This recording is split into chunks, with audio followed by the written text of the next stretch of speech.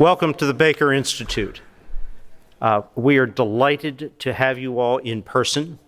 Today, this is the 6th Energy Conference, sponsored, partnered with Baker Botts and the Institute, and the first one with a full attendance and a full program in person since 2019. So with this event, we really launch a meaningful series of in-person, reset and restored meetings, speaker programs here at the Institute. We look forward to welcoming you to the other events on the schedule, both energy-focused and on the other topics that we believe are of interest to all of you in this room. I want to give two special recognitions this morning. The first is to John Martin, Managing Partner of Baker Botts. They have been stalwart partners, associates, friends of the Institute, of Rice University, and of course critical to this series of conferences. We could not do it without them. So, John, many thanks. The other is Ken Medlock, the director of the Energy Center here.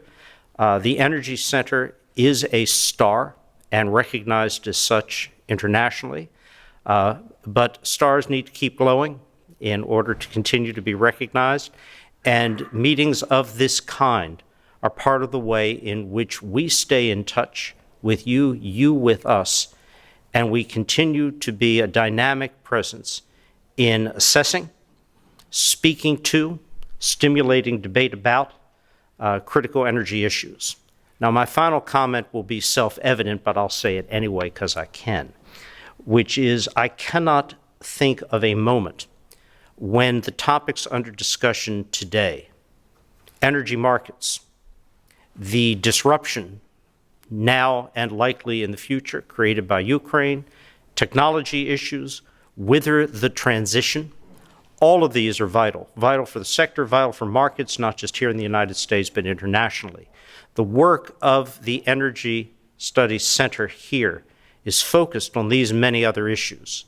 And as we discuss through the day these questions, we welcome your engagement, your participation, your questions. And with that, another thank you to all of you. John, podium's yours. Thank you, Ambassador Sutterfield, and good morning. It's really great to have everybody back in the house today. What a heartening feeling this is. And welcome to the 6th Annual Energy Summit. Appropriately, the theme of this year's summit is Risk and Opportunities. Energy transitions meet energy security. And Baker Botts is proud to be the premier law firm partner of the Baker Institute Center for Energy Studies, and we appreciate the opportunity to jointly develop and host this innovative conference. As many of you know, members of Secretary Baker's family were among the founders of our law firm nearly 2 centuries ago. This is our 182nd anniversary this year. And our commitment to the Baker Institute is a reflection not only of our shared history with Secretary Baker and Rice University, which happens to be the firm's oldest client, but it's a reflection also of our respect for the world-class research and thought leadership the Baker Institute provides on energy and other public policy issues. This year's conference will address what is arguably the largest issue facing energy markets in the world today. It's the complexity of balancing energy security needs with energy transition goals. An issue that has assumed even greater urgency with the war in Ukraine. And I'd like to pause and give a shout out to 3 of my partners at Baker Botts who have served as this year's program co-chairs. Julie Mayo, partner in the Global Projects Department. Is Julie here? Megan McKelvey, I saw Megan earlier. Megan's right here. An energy litigation partner, and our corporate partner, Natasha Khan. Natasha, if you're here, raise your hand. Thank you for your hard work on pulling this program together. And let's give them all a round of applause.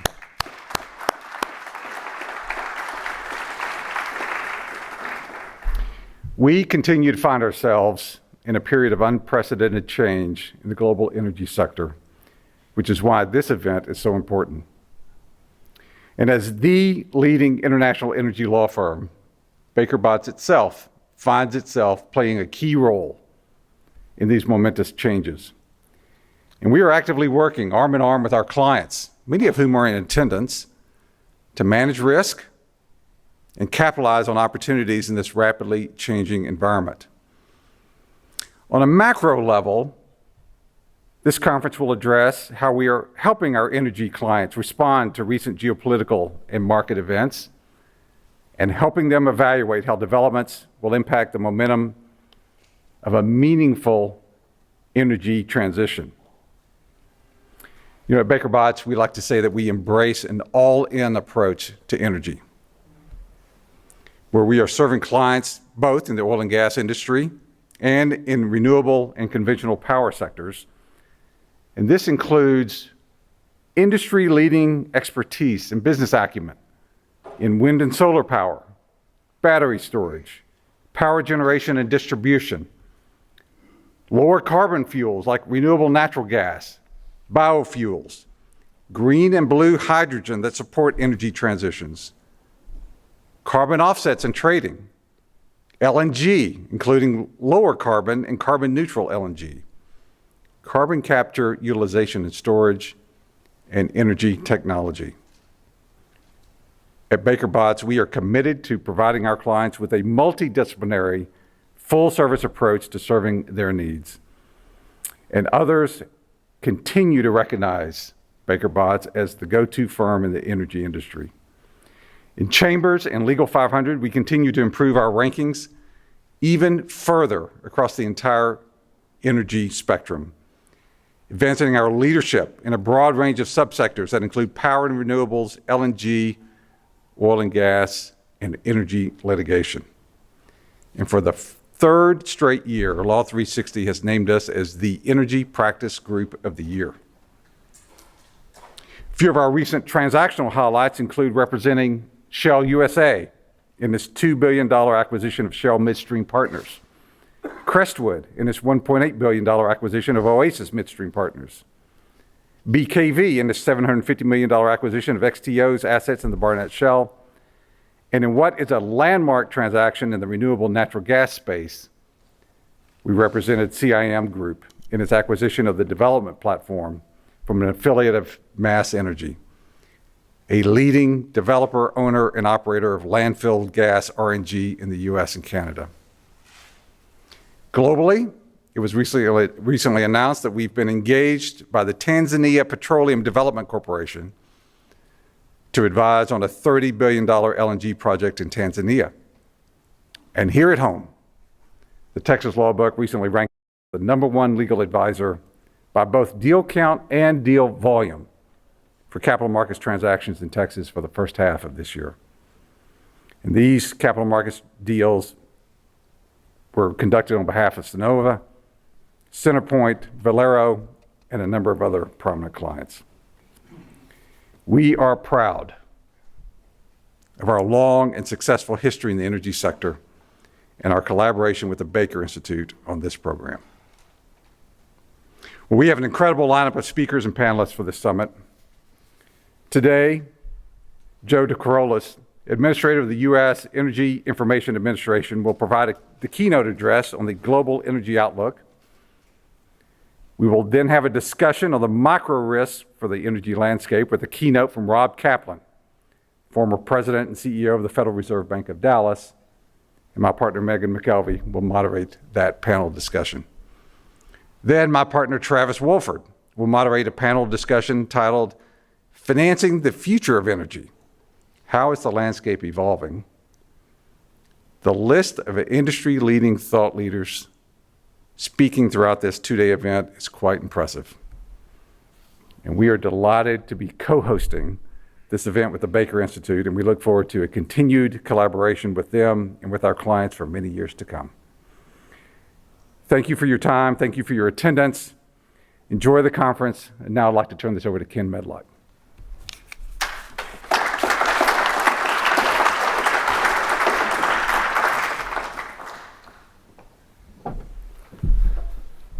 Well, I got to say, I'll echo the sentiments of both Ambassador Satterfield and John Martin. It's great to see a room full of individuals to have this discussion.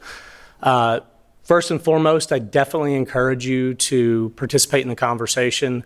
The way to do that will actually be to pass cards that you'll be able to write questions on over to the aisle. And you can do that at any point during the panel or during the keynote, and we'll make sure that we filter through those and get those questions asked. I will be moderating the first two keynotes before handing it over to Megan, where we'll get into the panel discussions. The structure of the day is actually the structure of the next 2 days is kind of done in a way to build on the previous remarks. So we'll start with Joe DeCarolis. He's going to give an energy outlook, and he's also going to discuss why they're hard in a nutshell. Everybody knows that a forecast is only as good as the minute it's actually done, because somebody's going to throw a stone in the water and create all kinds of waves, and it's going to alter the landscape dramatically. And so we've seen that this year. In fact, EIA's most recent annual outlook was released, I believe, was in March, right? Yeah. And the work that goes into these things is basically the culmination of a full year of a long exercise. And as you might imagine, coming out of COVID, and then all of a sudden Russia invades Ukraine, talk about stones being thrown in the water. So there's a lot to sort of digest in that regard, with regard to the outlook. But the key point here is uncertainty is a critical component of any discussion on energy, both current and in the future. So I think, given Joe's background, which I'll introduce him in just a minute, he's a perfect person to actually talk about that. One significant driver of uncertainty is the macro landscape, which is exactly why we'll follow up Joe's discussion with a keynote by Rob Kaplan. And he'll sort of get into what the macro landscape currently looks like, how it's been evolving, sort of how it's gotten to this point, and maybe give us some insights or his thoughts on where he thinks things might be going. That will set the stage for the panel discussion, which will be really interesting because we'll have a diversity of individuals participating in that discussion from different points in the energy value chain, very different perspectives in terms of core business activities. And they'll give their insights and thoughts on how the macro landscape is evolving and how it's actually impacting what they do, which is, I think, going to be really eye-opening to a lot of folks. I'm looking forward to that discussion.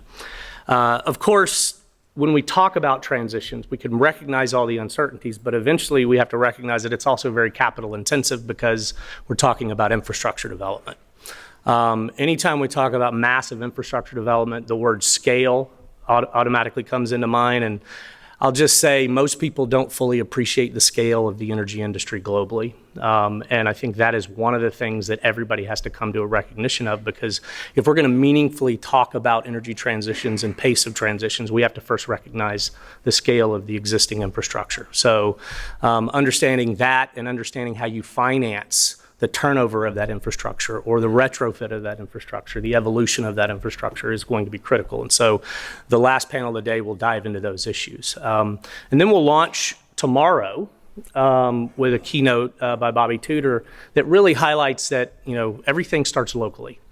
Many of you probably know Bobby. He's currently serving. I think he told me he's spending about 40% of his time, roughly, on the Houston Energy Transition Initiative with the Greater Houston Partnership, which is a Herculean task, just to be blunt, to coordinate all of the different business interests in the region, to think about how we approach the portfolio of transitioning the energy system in Houston.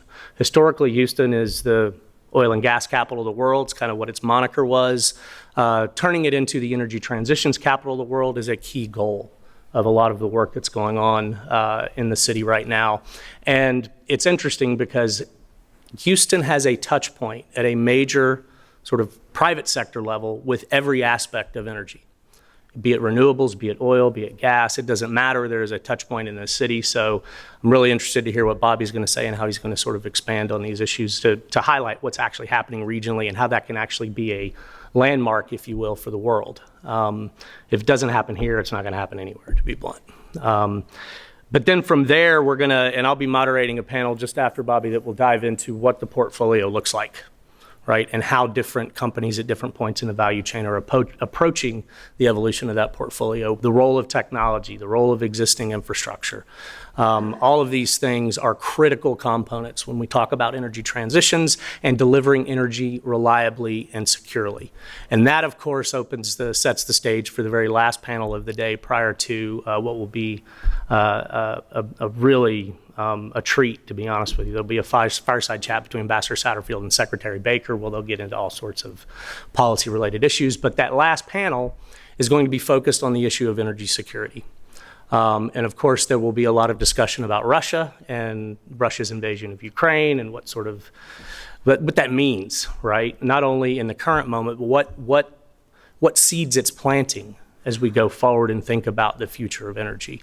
All of this comes together in a way that you can effectively kind of pull a thread through the entire 2 half days and hopefully walk away with something that is insightful that you had never thought about before and leads you to ask questions, because we don't actually learn anything if we're not asking questions. So hopefully all of you will step away from the 2 days deliberations with some new insights and new questions, quite frankly. I think that's the way we actually better ourselves.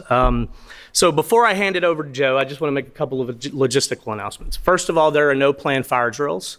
So if you hear a fire alarm, first and foremost, we've got to exit. There are actually 2 different directions we can leave, out the way you came or down the hallways this way. There's 2 muster points. One is actually by the fountain out front.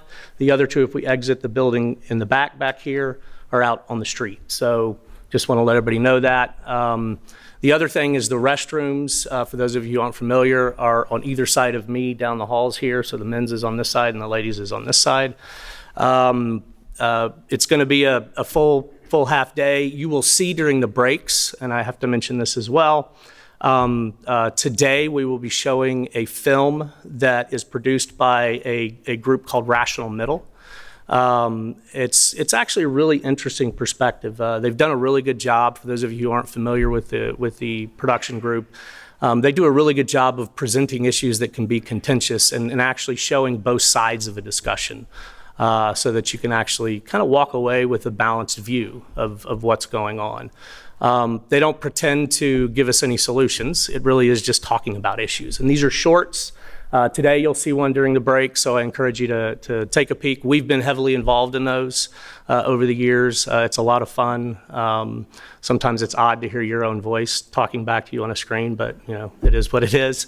But it's a lot of fun, and I encourage you guys to look at that, definitely. So with that, what I want to do is sort of step off the stage and hand it over to Joe.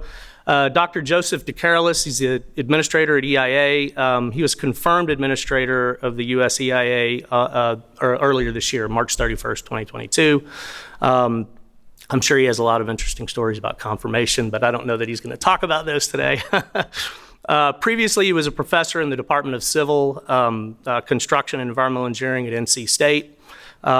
He also worked previously as an environmental scientist at the US EPA. A lot of his work is on energy systems modeling and the intersection of predicting futures under uncertainty, juxtaposed against issues that kind of encapsulate transitions, economics, policy, et cetera. So again, I can't think of a better person to get us kicked off today with an energy outlook. Joe, stage is yours.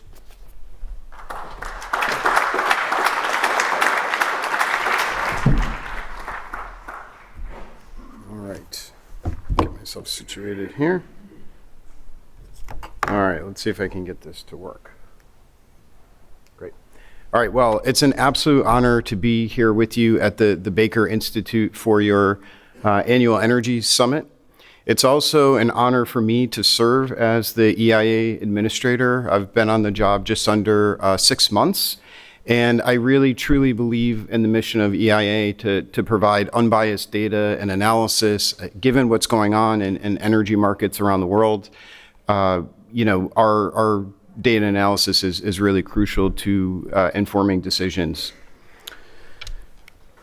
So here's the outline for the talk. I took a little bit of liberty with, with the scope of the talk. So I want to start by talking about key trends, both globally and domestically. And these are some of the things I want to talk about.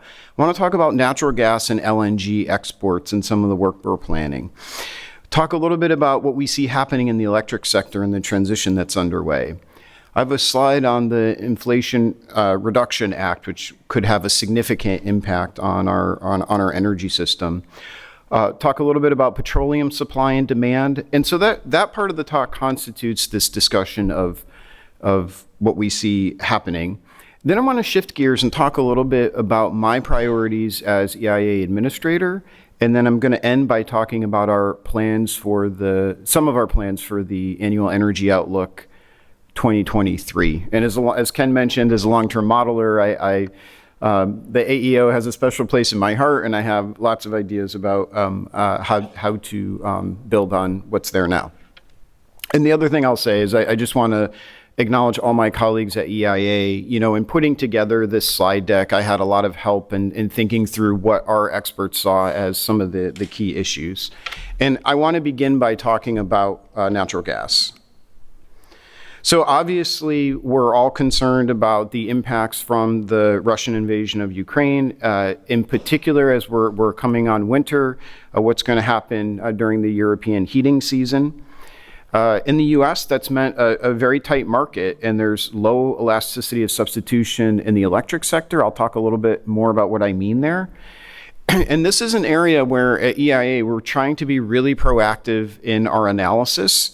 So we have a few things that are forthcoming. One is that we're planning to provide regular natural gas updates within Department of Energy.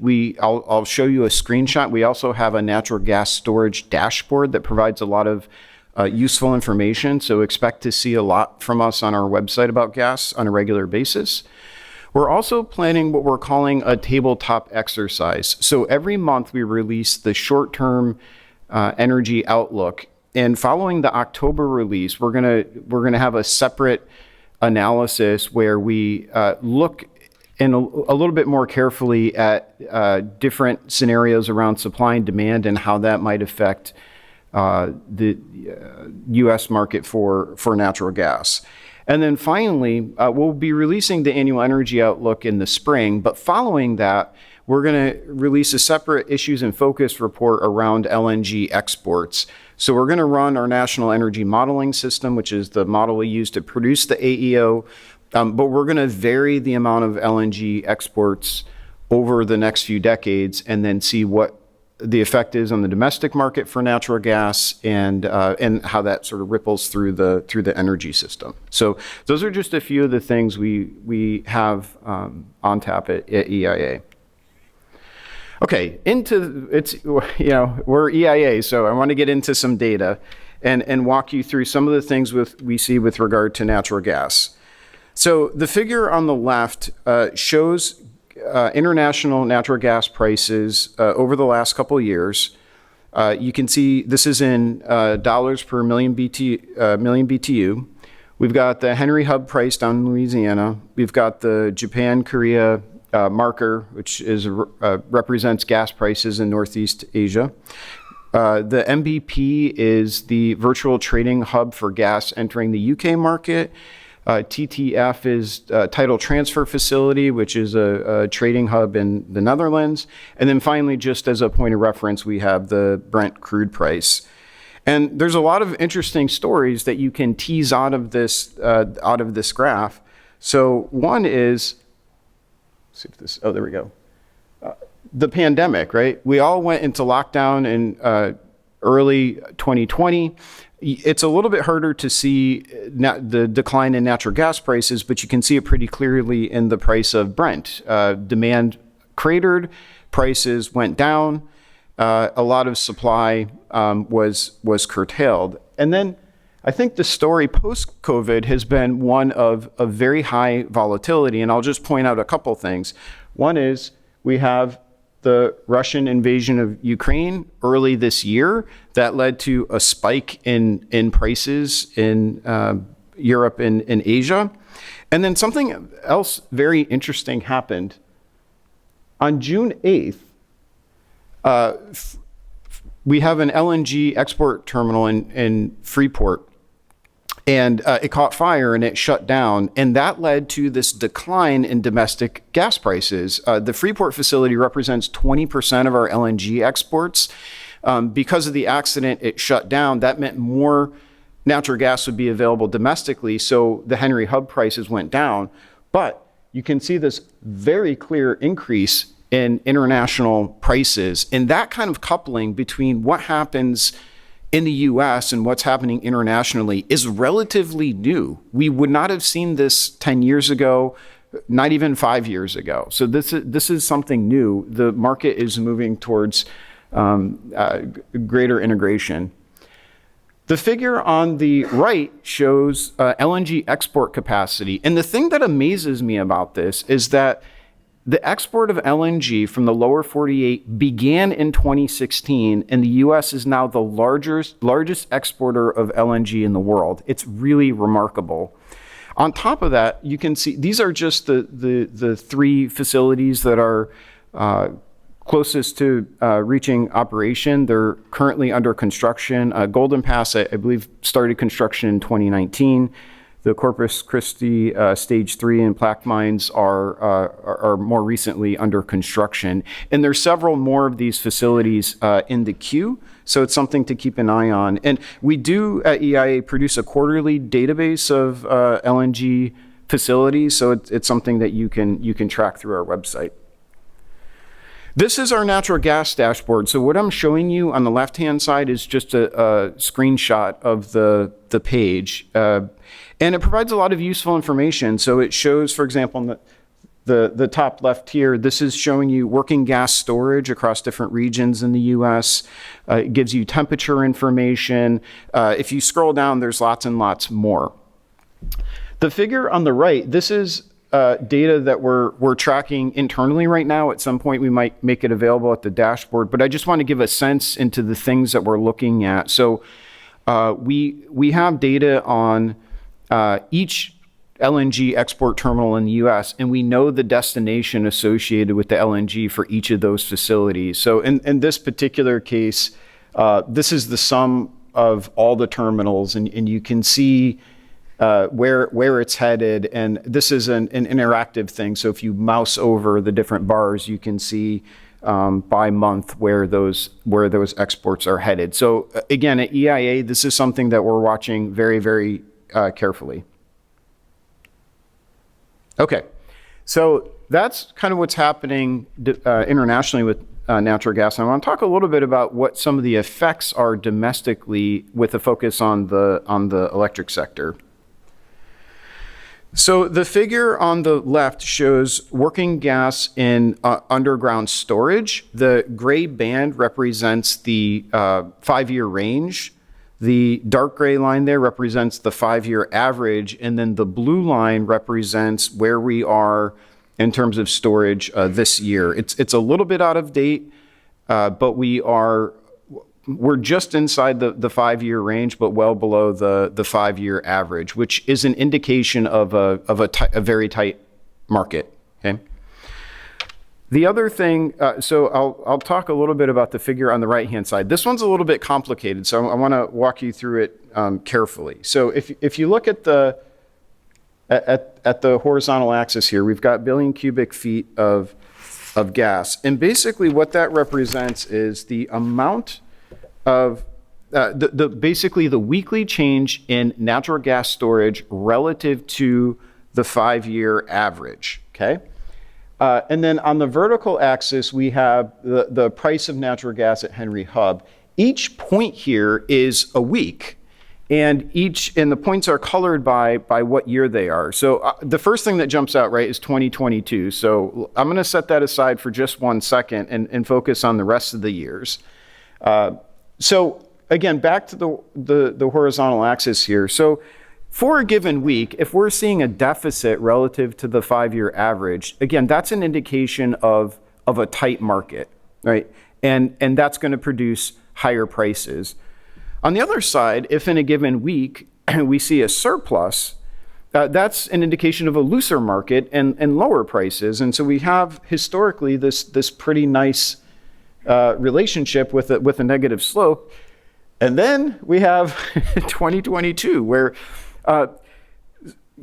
storage levels haven't changed all that much, the relative deficit, but the prices are all over the place from $4 per million BTU to over $9 per million BTU.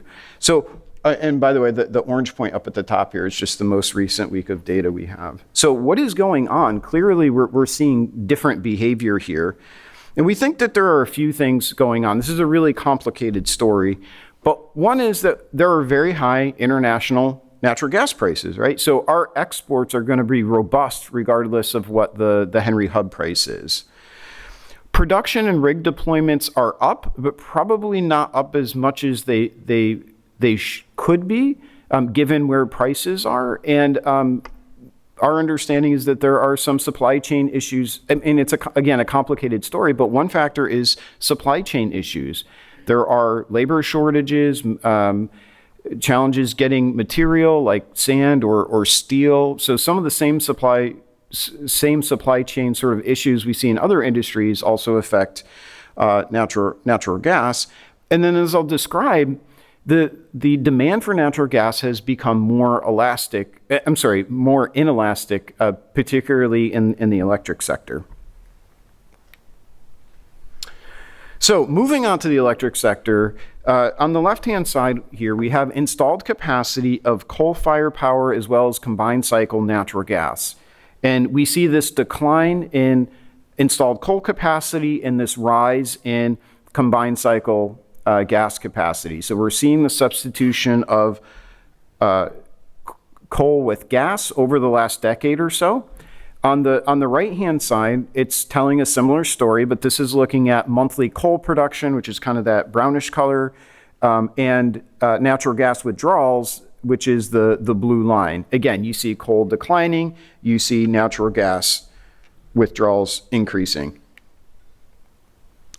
Same story with the coal stocks that are being held by electric utilities. They are on the decline. Okay, what's going on here? Well, one is just structural changes in the coal industry. We've had sustained low natural gas prices for a fairly significant period of time, which has made coal less cost effective relative to natural gas. And so that's resulted in a number of coal plant retirements. There have been constraints on the rail system. We've increased exports of coal. And so all of that means that there's been less production of electricity from coal. And the consequence of that is on the right-hand plot here. And so what we're looking at is on the horizontal axis, we have the near-month natural gas futures price, again, in dollars per million BTU. And then we have on the vertical axis the share of natural gas as part of daily thermal generation. Okay, so each point is a day. Similar to the previous plot, the points are colored by year. And if you focus first on 2018 to 2020, this is the behavior that we would expect normally, right? That, okay, gas prices go up and the share of natural gas goes down, and it's largely compensated for by coal, that you have this trade-off between natural gas and coal to fill this thermal gap. What we find in 2021 and 2022 is we move from having a negative slope on this graph to a positive slope. So when the prices are high, the demand is actually higher. So we have this really inelastic demand for natural gas in the electric sector, due in part to this retirement of coal. The other big story, of course, in the electric sector is the expansion of renewables. So this figure is taken from our short-term energy outlook from this month. And on the left side, this is electricity generation in billion kilowatt hours. The middle shows the share from different sources, and the right shows is a breakdown of where the renewables, what constitutes the growth in renewables. And one thing I want to mention here is with our short-term energy outlook, this is not a capacity expansion model where we're trying to model the growth in capacity. This is survey results. We ask utilities on our 860M survey every month, how much new capacity of each type do you plan to build? So that we know. What the modeling is doing is figuring out dispatch. We have all this capacity. How do you dispatch it to meet demand? So I view these numbers as pretty robust, and you can see that, not surprisingly, we expect renewables to grow significantly through the end of next year, and you can see that much of that growth is solar and wind. Layer on top of that the Inflation Reduction Act, which has some very significant incentives for renewables. So it includes an extension of the production tax credit for wind, the investment tax credit for solar. There's a prevailing wage bonus credit. So for projects that can meet requirements for prevailing wages and apprenticeships, they get a credit that's equal to 5 times the base credit. And then finally, there is a storage investment tax credit equal to 30% for standalone storage, which, so all of these things are likely to have a significant impact on the electric sector. We're still modeling it to figure out what the longer term impacts are, but these are notable incentives. Now, our modelers are carefully working through all of the provisions in the Inflation Reduction Act. It will become part of our reference case in the AEO 2023 because it's now law. So I don't have any results to present. You'll have to wait for the spring for that. But I did want to just show this result. We did recently release Issues in Focus, where we use, again, our National Energy Modeling System to look at a set of different scenarios that we don't cover in the main AEO. This one was focused on applying different carbon fees. So you can see the reference case, and then we have 3 different carbon fee levels, a $15, $25, and $35 carbon fee. Those are set in 2023, and then they grow by 5% annually until you get to 2050. And what I'm showing here is the deployment of technology in the electric sector. And I think what's interesting about this is that when you look at all the carbon fee cases, we have close to a terawatt of wind and solar combined from these cases. I mean, those are pretty large numbers. So we'll see what happens when we implement the Inflation Reduction Act. But this is, of course, we don't have a carbon fee. We have the Inflation Reduction Act. But I think it's indicative of where we expect renewables in the electric sector to go over the next few decades. And again, that report is published on our website. Okay. In terms of trends, I wanted to close out this portion of the talk by talking a little bit about petroleum and refined products. This figure also comes from our latest short-term energy outlook, and I think it nicely tells the story of what's been happening over the last few years. Of course, wrong button. Of course, the most notable thing is the drop in demand as we went into our COVID lockdowns, right? So there was a pretty good balance between supply and demand, and then all of a sudden demand dropped precipitously because of COVID. And you can see that demand fell much faster than supply. The difference between supply or production and consumption is shown here on the bottom graph, which is our implied stock build. So if production outstrips consumption, we're building stocks. If the opposite happens, if consumption outstrips production, then we're drawing on our stocks. So you can see, COVID, this precipitous drop, demand dropped faster than supply. As we began to get back to normal and come out of COVID, economic activity ramped up, demand outstripped supply, and that led to these withdrawals. You can see beyond where we are today. This is the forecast portion of our STIO. Under nominal conditions, we assume a relatively balanced market, but as you know, lots and lots of things can happen, right? Geopolitical events, are we headed for a recession? Lots of things can happen, but under sort of nominal conditions, we expect a balanced market through the end of next year. I think another story that's emerged recently is the amount of refined petroleum products that we are exporting. So the figure on the left is similar to some of the previous ones I've shown. The gray band represents the 5-year range. The green line is the 5-year average. And then you can see the lines for 2022 and 2023. The latter half of 2022 as well as 2023 is obviously our forecast drawn from the STIO, and it's well above the 5-year range. In fact, the first half of 2022, this is the most refined product we've ever exported going back to 1973. Okay, so we really are exporting a lot of product right now. The figure on the right shows the total amount of petroleum products that we're exporting, as well as the composition of those exports, which are fairly well balanced between different refined products. Okay. Another story has been the decline in refining capacity over the past couple of years. So again, as we went into COVID and demand went down precipitously, we had the loss of some refining capacity. You can see it went from 19 to about 18 million barrels per day. Some of that was refineries that simply went offline and were retired. There was some amount of capacity that was converted to biorefineries, but that's also contributing to the tight market that we're seeing today with regard to petroleum.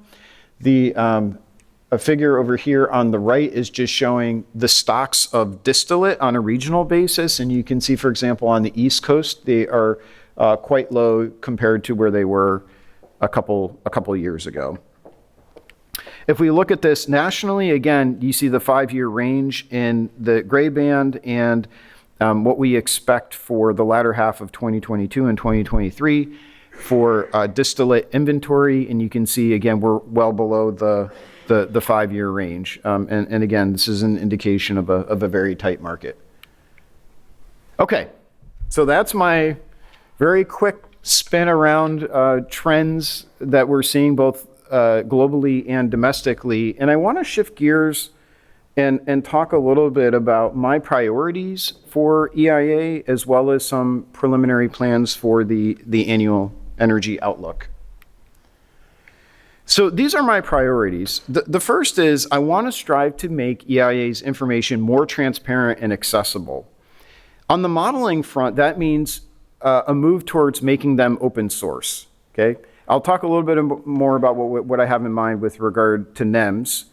And then on the data side, we do make all of our data publicly accessible, but I think there's things we can do to make that data more accessible. So we can build tools and dashboards that allow people to really visualize, manipulate, and download the data in a customized way. And we're developing new capabilities to do that.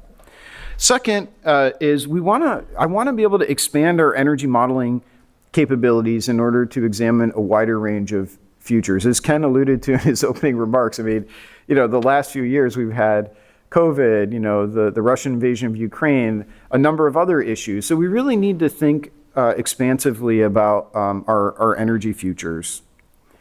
I also think that there's a real opportunity to provide new insight into energy trends at the community scale. One of the things we do at EIA is we conduct something called the Residential Energy Consumption Survey. And for the first time, we went from a model where we sample 4 states to all 50 states. So we now have data from all 50 states, and there may be ways to combine that most recent REX data with demographic data to say something about community scale impacts. I mean, again, we're experiencing volatile energy markets.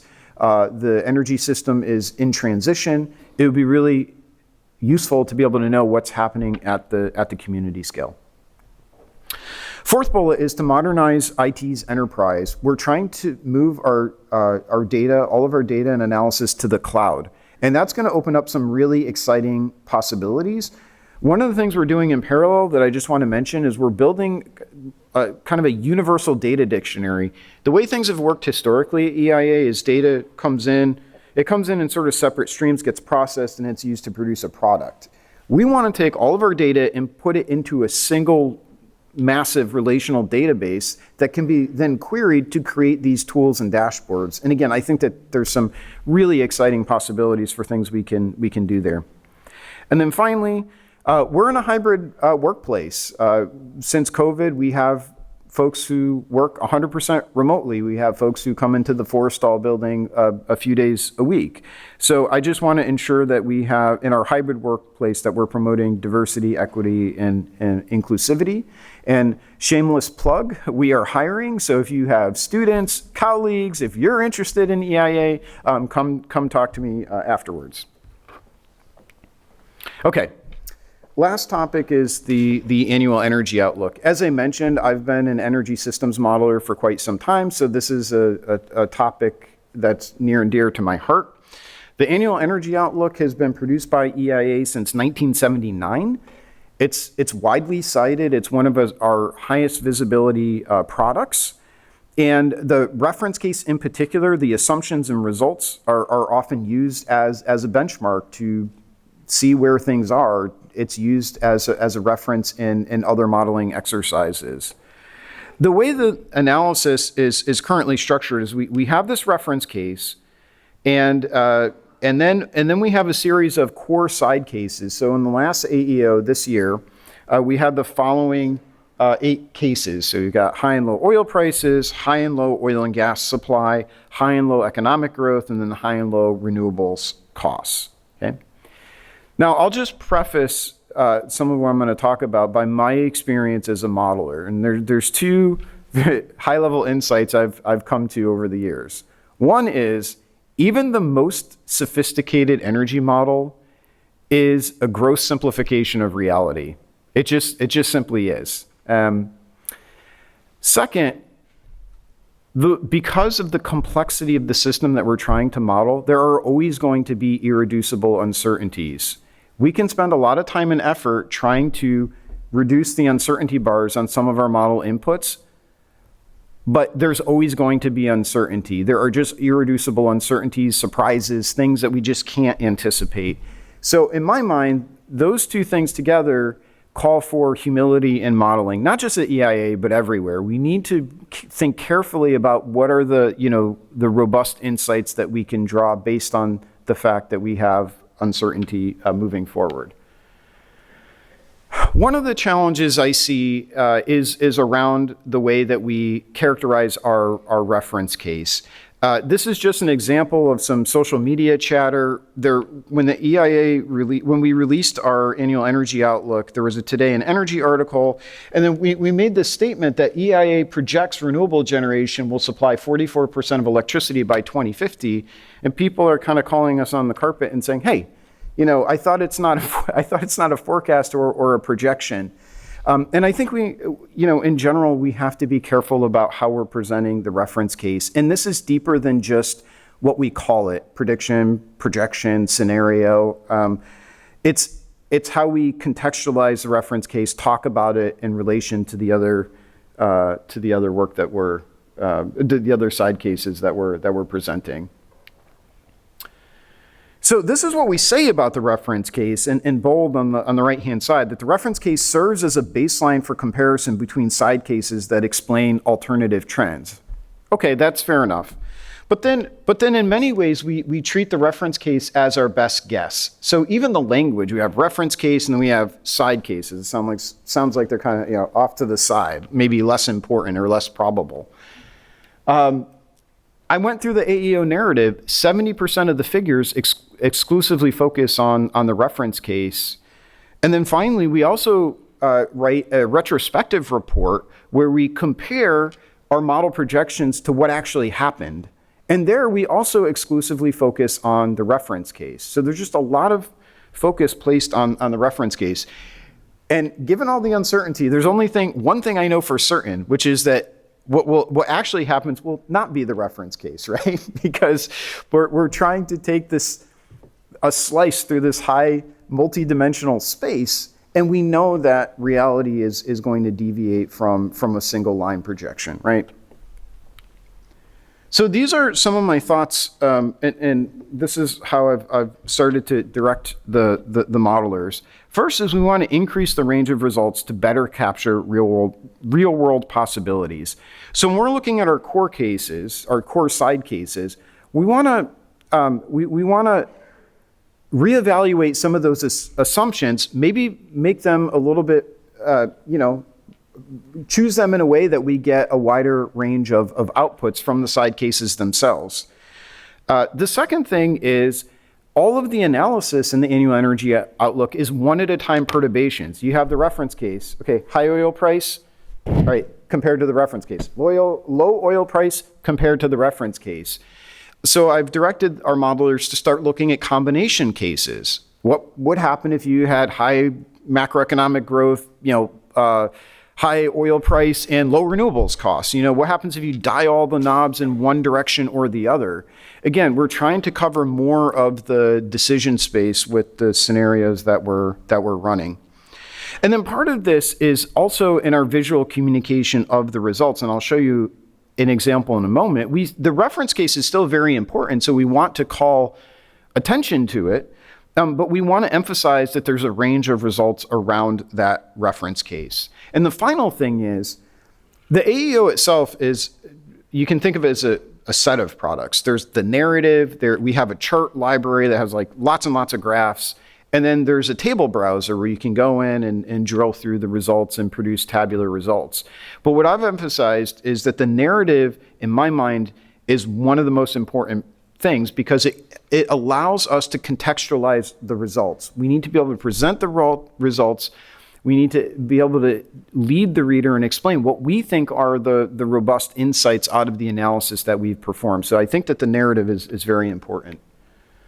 This is just an example. So actually the box on the top right, that's an example that I really like from the last AEO, where we show the reference case and then we show the range from all the side cases. And so this is just an example where I sort of built on that. And you can see this is showing CO2 emissions across all the cases that we ran last year. And the reference case is still denoted by this black line. The side cases are a blue line. The most extreme cases that form the boundary, the uncertainty cone for emissions, are dotted lines. Doesn't mean that those are the actual bounds. Those are just the bounds based on the limited number of scenarios we ran. And then also the area is shaded, right? The idea here is there's not a discrete number of scenarios in the real world. It's a continuous decision space, right? And so trying to find ways to visually communicate that to the audience. This is some preliminary thinking that I'm showing you. If you have ideas, catch me afterwards and let me know what you think. Okay, modeling, I just have a couple of slides here. So in terms of where the modeling goes moving forward, in the short term, I mentioned that one of my priorities is transparency in modeling. So we're planning to make the main components of NEMS publicly accessible via GitHub with a well-established open source license so that we're very clear about waiving patent and copyrights on the code and data that we produce. We also are coming up with a governance plan. We're a government agency. A lot of people are interested in our modeling work. So we have to have a very clear procedure for gathering public feedback, responding in a timely fashion. So we're developing a governance plan to open source the model. And I recognize that just by making something open source, that doesn't mean that it's transparent. I mean, NEMS is hundreds of thousands of lines of code, okay? But I think it's a small step in the right direction. In the longer term, I think we also need to think about where we take the modeling from here. I feel like we're at a really critical juncture at EIA for reimagining the future of our modeling program. So one of the things that I did is shortly after becoming administrator and starting in the job is I initiated what I call a blue sky process to fundamentally re-examine our modeling objectives and think creatively about next generation modeling capabilities.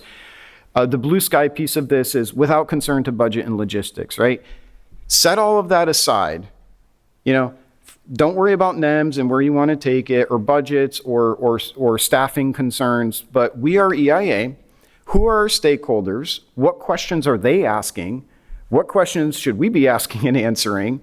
And then what, if we look ahead 5, 10 years, what does the ideal modeling framework look like? So this is a conversation that's ongoing at EIA as we speak. Okay, final slide. These are just some of the key takeaways. Again, I started by talking about some of the global and domestic trends we saw. If I were to summarize, I would say, regional natural gas markets are becoming more interconnected. You see a lot more, with that comes more volatility. Domestic and international markets are evolving rapidly in response to geopolitics, to policy, to technology innovation. At EIA, we're committed to providing unbiased data and analysis on the full range of energy challenges that confront us. And then to summarize this last bit on the modeling work, we're working hard to better capture the evolving nature of the energy system. We're working to find ways to better reflect future uncertainty, and we're looking to be more transparent both in our data and our analysis. And with that, I will conclude. Thanks, Joe.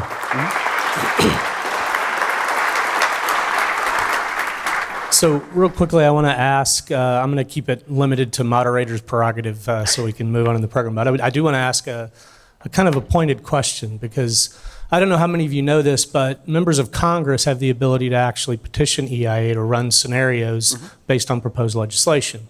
A lot of what you laid out is really interesting because it actually will highlight the uncertainty around any sort of proposed legislation. Have you vetted this with anybody in Congress? Is there any sort of feedback you've taken yet? I'm really curious because on emphasizing the uncertainty. Yeah, because what always happens is, as a policymaker, you want an answer. You don't want a range of answers. So I wonder what you think about that. No, I haven't. Run it through Congress. I mean, we operate independently, and we're not masking the sort of information that we've provided in the past. We still run a number of cases. The lines still appear on the charts. I think it's, what cases do we look at, and then how do we present it? That's really good to hear. So I think just big takeaway for me is trying to actually more transparently address the uncertainty associated with any given forecast. It's, for myself and some of my colleagues who've actually done a lot of this kind of work in the past, that's music, right? Because it's hard to talk about things as a single forecast because none of these they are scenarios. I wonder if, just real briefly, if you could just pontificate a little bit, because one of the things that I took away as well is that as we're talking about energy transitions, I think it's sort of the right time to think about the way we transition and thinking about how projected futures might unfold. So I wonder how much that's influenced what you're doing. Just in terms of how the energy transition influences? Just in terms of the multitude of potential outcomes that we have in front of us, given all the uncertainties in the energy sector. How is that sort of matriculated into your thinking about reimagining the way you're doing outlooks? Yeah, I think it's influenced it a lot. I mean, I think there's a couple things that drive my thinking. One is looking at what's happened retrospectively, and I think as a modeler that's a really critical thing to do. Where did things go off the rails in terms of my projections? And even if you fix that, doesn't mean that it's going to be the same issue in the future, right? But it's still important to go back and evaluate where you've been. But I think the other part of that, to your point, Ken, is moving forward, right? There's the markets are very volatile. The energy system is under transition. There's a lot of scenarios that can unfold, and at EIA, I want to make sure that we have the modeling capability to look at, again, a very wide range of scenarios so that we're ready to respond if we get a congressional request or we see an issue that we think needs attention. Great. Thank you. Everybody join me in thanking Joe for being here today. Thank you, Joe.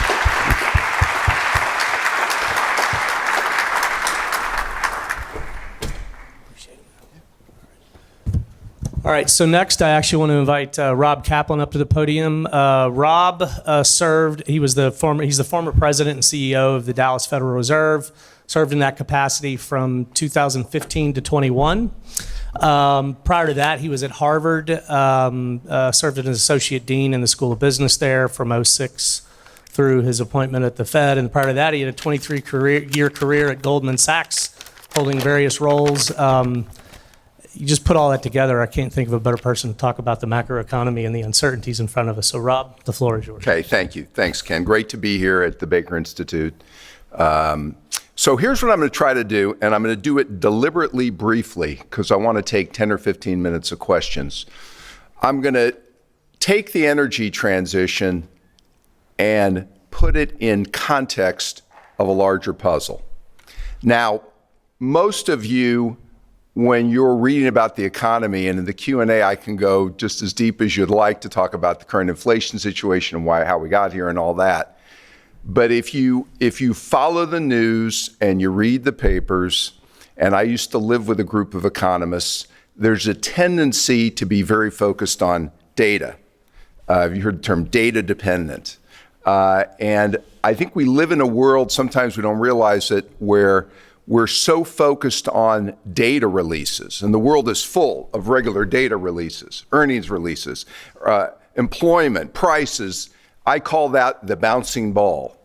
And my experience as, again, a former business person and formerly at the Fed for a number of years, it's great to follow the bouncing ball, but if you follow it too far, you can get easily distracted. So what I like to focus on, and those of you who heard me speak before know what I'd like to also focus on, is fundamental trends, the trends that drive the U.S. and global economy. And so what I'm going to talk about here this morning is the 5 big trends.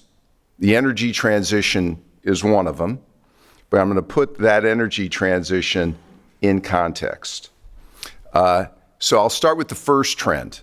The first big trend globally in the United States is demographics, and it's particularly the aging of the U.S. and global populations. I wish we weren't aging, but we are. And here, the implications of that aging are workforce growth in the United States and in most developed countries, and I would include in that China. Most countries, workforce growth is decelerating, okay? So just to put it in context, and we talk a lot about Paul Volcker these days, as we headed into the 80s, workforce growth in the United States was accelerating. Most of us in this audience, I speak for myself, the baby boom generation, we were coming into the workforce globally. Why is this a big deal? GDP growth is growth in the workforce plus growth in productivity. That's it. Growth in the workforce and growth in productivity. In the 80s, I'll give you rough numbers, workforce growth in the United States was in excess of 2% during that decade. So when we were tightening monetary policy in the late 70s and early 80s, we could do it with some confidence that we had a demographic tailwind right behind us, okay? If you go to the 80s, the 90s, workforce growth decelerated a bit. In the 2000s, it decelerated down below 1%. As we stand here today in the United States, workforce growth for this next decade looks like it might be 0.25%, okay? That's from, 2.5% in the 80s. And so it means we're starting with a headwind for GDP growth. This is why, by the way, there's a lot of appropriate conversation on how to get more women into the workforce, affordable child care, which allows women to work in the workforce. There needs to be more discussion, although it's a sensitive topic, of immigration. Immigration has always been a key part of workforce growth in this country. We obviously don't have that in size right now, or we don't have the kind that maybe is well thought through and structured. But so the first big driver, and this is true in Europe, it's true in China, it's true in the United States, is decelerating workforce growth. That's number one trend. Number two trend, which helps offset it, is technology-enabled disruption. Okay, now many of you say, well, what's new about that? Technology has been replacing people for our entire lives, right? But distributed computing in the last 10 or 15 years has accelerated the ability for technology to replace people. What does it mean? It means a lot of the jobs that we're used to experiencing in the last 10 years have been replaced by technology. A call center worker today that makes $55,000 a year, those jobs will not exist. We're even talking about people who drive for a living, right? Because of technology and innovation, the driverless car, you've got millions of drivers are going to need to find other jobs, all right?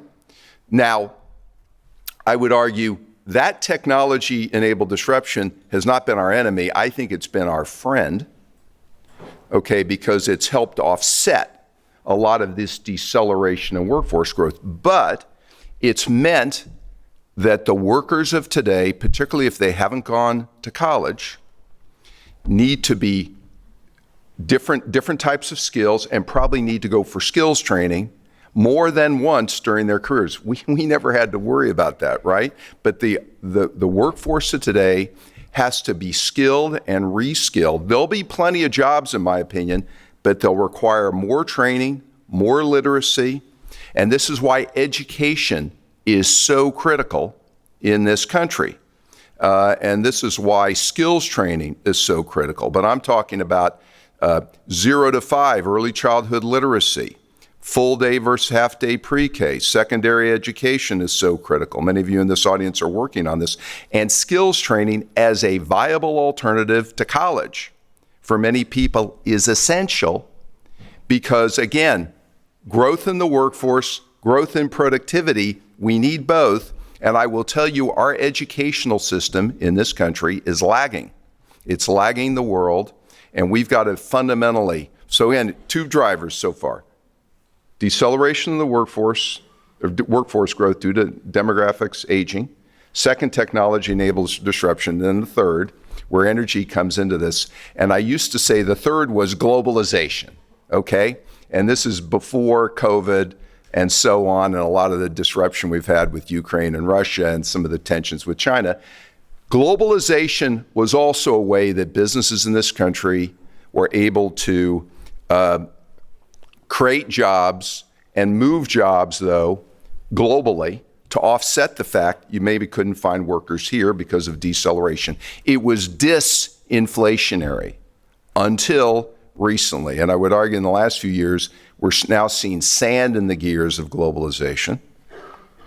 As it relates to energy, we've been very accustomed to the idea, Europe is a great example, we can rely on Russia natural gas, right? We had all sorts of international arrangements which allowed us to think globally, not only about our workforce, but about our energy supplies, our material supplies, metals. Now we're going from just-in-time inventory and being able to rely on those relationships to maybe not. And when I say sand in the gears, this disinflationary force has now all of a sudden become maybe an inflationary force, or certainly not disinflationary anymore. And when we talk about renewables and the transition, which I'm about to get into, in order to make this transition, we need the mining of all sorts of metals. Many of them are not sourced in the United States, they're sourced in China and around the world. Globalization is a key part of this energy transition, okay? For wind, solar, battery storage, electrification of the auto fleet, we're learning, requires substantially more semiconductors. We're starting to realize we better have more semiconductor capacity in the United States. That's why that's happening, okay? Okay, fourth trend, and I would call it the end of the debt supercycle. Okay, and what do I mean by that? Whether we're conscious of it or not, every time we've had an economic hiccup, certainly in the United States over the last 50 years, what have we done? Government spending, cut taxes. In other words, we've leveraged up. We've used leverage and printing money. And what do I mean by that? Pre-COVID is a great example. Pre-COVID, maybe we're at about, I think, 70% of debt held by the public as a percentage of GDP. We're now at 100%. We not only more than spent to deal with COVID, we spent multiples of the GDP gap. The Fed balance sheet went from $4 trillion pre-COVID to $9 trillion. So what are you going to do in the next downturn? You're going to spend more money? You're going to leverage up more? The present value of unfunded entitlements is now $65 trillion and rising. And I mentioned the aging. It means taxpayers versus dependents. The ratio when I was growing up where taxpayers were here, dependents were here, as we age, going like this. All right? You don't want to be highly leveraged going into that, right? And so my point is, back to GDP growth, we're not going to have the ability to use leveraging up to drive GDP growth like we have. We're going to have to find ways to grow the workforce the old-fashioned way. Grow the workforce, improve productivity. And these are not magic bullets. They're slow-moving things, investments we need to make in education, early childhood literacy, probably childcare that's affordable, that focuses on literacy, skills training. We need to invest in those things more. I don't hear as much talk about it. We tend more to talk about, well, what are we going to do with financial policy? Well, that maybe has been a crutch we're not going to be able to use indefinitely. And so that leads us to the subject of this kind of the energy transition. How does that fit into this? Now, a lot of these drivers, if you step back and look at them, helps explain why we're facing the inflationary issue we are, by the way. And I'll just mention before I talk about energy transition, we have supply-demand issues on materials and goods, fine, but we also have supply-demand issues on labor. I'm far more worried about the latter than the former. Not that I'm worried about both. We'll figure out a way to deal with supply-demand issues for materials, but deglobalization is going to make it harder. But the issue that I think is not a short-term issue is supply-demand imbalances with labor. I think labor shortages are likely to be with us for an extended period of time. Why? Because we're aging out of the workforce. Yes, people can work longer, great. More women can enter the workforce, great. But you can't get away from the fact, even with younger generations, workforce growth is decelerating. Now, technology will take care of some of that, but we still have a service sector. We've got people working here today. We haven't found a way to use technology to replace everything. And we've got, if you talk to any hotel, restaurant, service sector establishment, and broadly, they'll all tell you the same thing. Can't find workers. Lowering capacity because we can't find workers. This is a problem that'll be with us for a long time. So in that context, we've got the energy transition. All right. The energy transition, and I'll speak as a layman, and knowing that I've worked in energy now for the last 6+ years because of my work at the Dallas Fed, but I'll still call myself a layman. We have a lot of experts in this audience. The energy transition, in my view, is going to take 20 to 25 years. Okay? And by the way, I've heard estimates anywhere from as low as 150 trillion to 250 trillion. And we all say, oh yeah. Well, let me just remind you, US GDP is $23 trillion, okay? So 150 trillion is a lot of money, all right? And the reason I say it's going to take 20 to 25 years, what do I mean? We can reduce or limit fossil fuel production around the world, and I'm include broadly fossil fuels, including the things we think of, many things we aren't conscious of that use fossil fuels. But alternatives, for all the money being invested in them, every estimate I've looked at shows there's a gap where there are just not enough alternatives available. We still haven't perfected energy storage. We're not talking much about nuclear either, by the way, anymore. Wind, solar cannot fill the gap, okay? And if you want to treat the energy transition, which I think some policymakers inadvertently don't mean to, but are doing, like it's 3 to 5 years, what are you going to do? You're going to create a gap where you limit fossil fuels. We want to rid ourselves of fossil fuels. That's great. And I'm a big believer of it, but the time frame matters. It has to be realistic. Alternatives will not fill the gap. So what happens? You get price spikes on all sorts of fossil fuel related, and not just gasoline, but natural gas and all sorts of other derivative products. You get price spikes, okay? What happens when you get price spikes?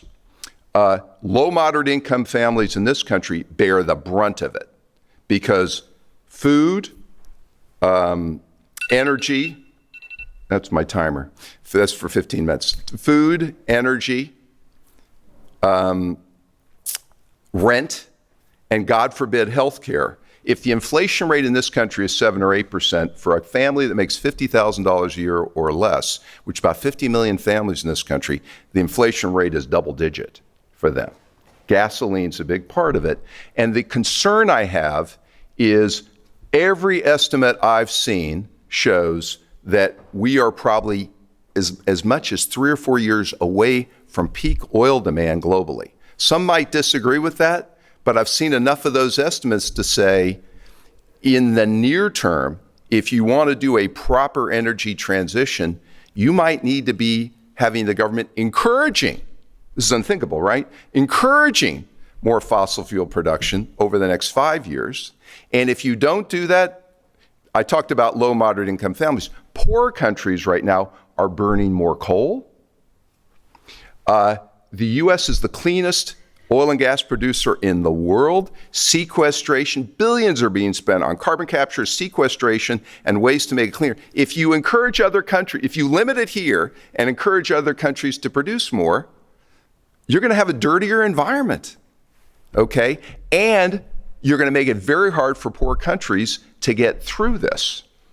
So my only message here, and I've been deliberately brief and I can go a lot deeper on this, is my message is for policymakers that I talk to, is the UN plan is a great start, but I don't think it's a realistic plan based on all the work that I've done on it, my team has done on it, in that it kind of assumes unrealistically that there'll be something miraculously to fill in this gap, and it doesn't focus enough on human flourishing, low, moderate income families, poorer countries, okay? I used to chair the sustainability effort hard for 10 years, and greenhouse gas emission reductions. I'm a big believer in this. Because I'm a big believer in it, I'd like a realistic plan, a more integrated plan from policymakers that focus on the fact it's probably going to take 20 years, and let's do it in a way that creates a cleaner environment in the near term. I think rushing it, or assuming it's 3 to 5 years, I think we'll have a dirtier environment, and we're going to do it on the backs of low, moderate income families and poorer countries. I think a more realistic transition. So again, to go back to the beginning, 5 big drivers: decelerating workforce growth, technology-enabled disruption, globalization, now deglobalization. I'm afraid we won't be able to use leverage as the candy to solve these problems and the quick fix as much as we used to. And then the energy transition is central to our desire to create a more prosperous economy. And in the current if you call it crisis we're facing, you got to have a proper energy transition plan, or else you're going to have unsustainably high inflation, I'm afraid, as part of the puzzle on energy prices. And I think that's going to lead to a dirtier environment, I'm afraid, lack of access, and less prosperity. So let me stop there, and I deliberately have been brief so I can take your questions. Great. So if anybody has questions, please pass the cards to the aisle, and they'll be brought up to me. So I'm going to start with one. You mentioned in your 5 sort of key points, key trends to keep in mind, that the result of that is we need to be thinking about a plan that is longer in duration.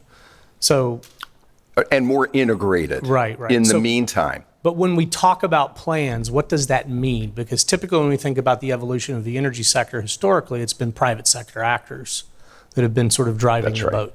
So what do you envision that looking like? Well, so I'll start with the easy stuff, and there's a lot of aspects to this, but here's the easy one. We've now made it, whether we meant to or not, it's much harder for fossil fuel industry to attract capital, not just on the equity side, but on the lending side. I understand why, okay? The only question is, in the context of an integrated energy plan, and this is heresy to ask this, but we produce 11 and a fraction, I was asking Bobby Tudor this morning for the latest, 11 and a fraction million barrels a day. Should we have a national initiative where we go to all shareholders, we go to BlackRock, Larry Fink, all the shareholders, and the industry, but the shareholders are driving this more now than I think than the industry. And should we have a goal that we produce a lot more over the next 3 to 5 years? Now, that's not going to be easy to do, and we were talking about this morning. Shale requires investment, reinvestment, reinvestment, reinvestment, but we've got a national, I believe, and maybe a global, I wouldn't say, I'd use the word crisis, but it might be a crisis. Europe, my lord, has got real issues.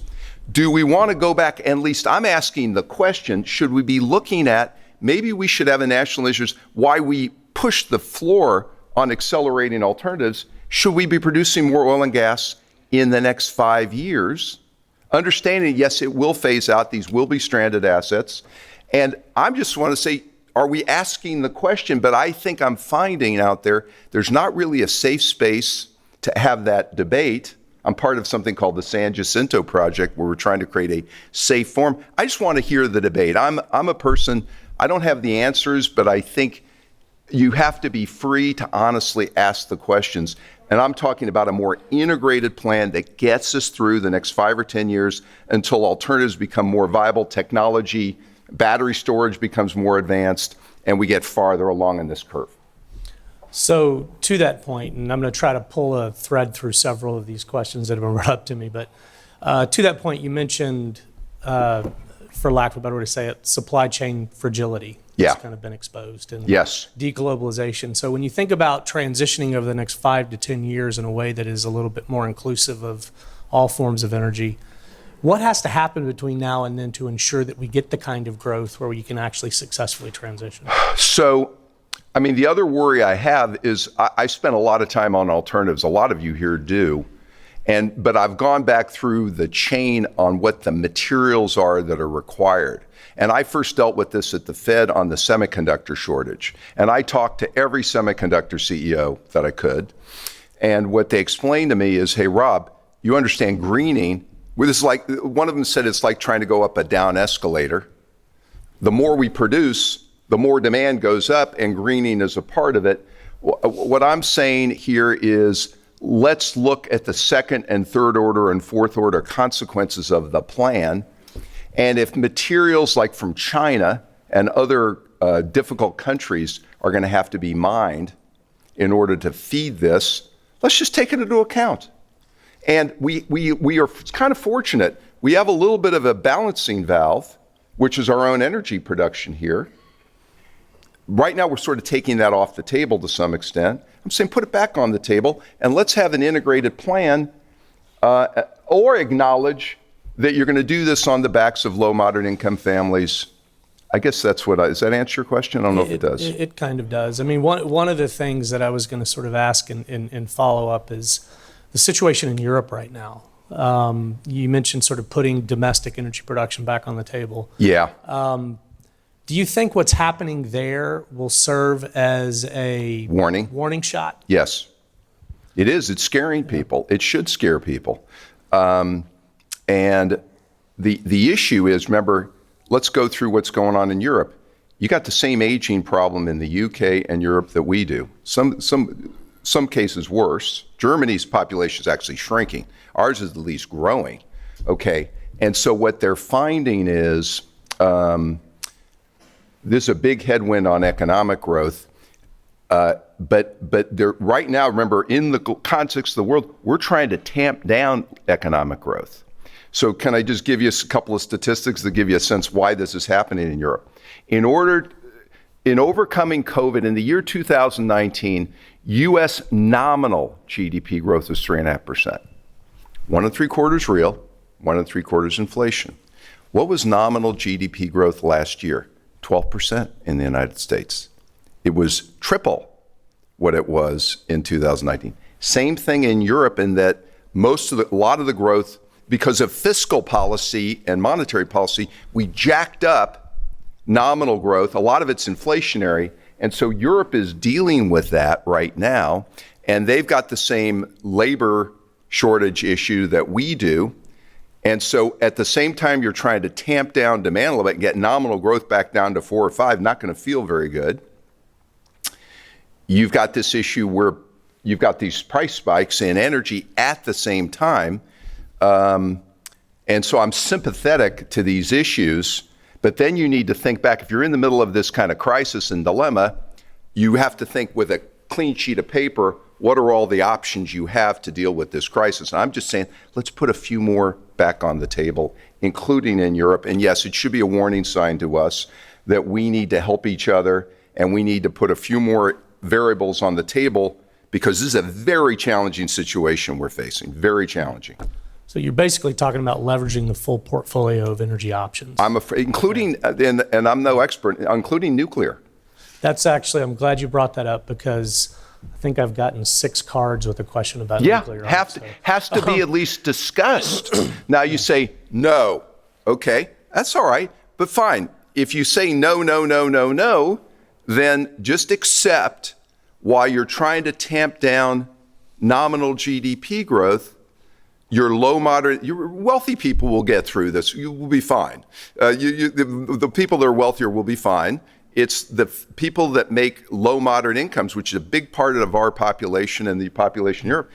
They're going to be overburdened now. Maybe you can do something to help them, but what, are you going to give out more government money, more fiscal response while you're trying to, do you really want to do that?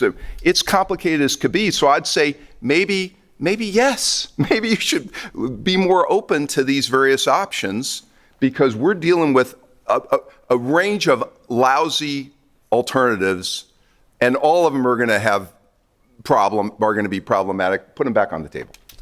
So I think I've got time for one more question, and this is going to kind of dig into, I think, what you figured you would get asked about. But Yeah.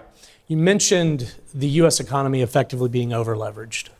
Yeah. How do we fix that? So I used to say when we were at 70% debt to GDP and 65 trillion in fund entitlements, I'd say, it's unsustainable, I said. And now we're at 100%, so I guess I'll second that. So seriously, how do you deleverage? It's not by cutting. There's a number of things. Growing faster, grow the workforce. This is where immigration debate, as sensitive it is, has to be put back on the table in this context. If you want to deleverage, you've got to grow the workforce, okay, and you've got to improve productivity. And yes, you're going to have to flatten the curve of probably spending. Now, many of you know the deficit numbers have improved over the last year or two, but why? We had 12% nominal GDP growth last year. It's not, by the way, this year is as scary as this year feels. Nominal GDP growth this year, something like 9%, 8 or 9%. In order to get inflation back down to 2, so low, moderate income families can make ends meet, you got to get down in the range of 4 or 5. We got a ways to go. And so to that point, you're going to have to tamp down the forward obligations. We're going to have to stop. Our knee-jerk cannot be more fiscal, more printing. And we're going to have to grow the old-fashioned way, which is not easy, workforce growth and productivity growth. A lot more conversation about education, skills training. That should be at the lead article every day, more than financial gimmickry. So in that regard, is history repeating itself a little bit, do you think? You mentioned Volcker, so I'll just go there. So here's the problem. So I joke around, anytime you see a leader in any kind, refer back to an era 10 years earlier, 15 years ago, beware, because you want to learn the lessons, but that's not the right template. Here's why.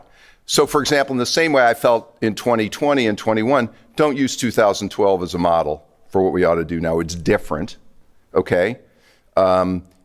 In the same way, Volcker had 2 things going for him. May not feel like it I lived through it. He had a demographic tailwind, and they knew it, okay? And second, we were in a fraction of the percentage of leverage at the government level that we are now. We are so much more highly leveraged.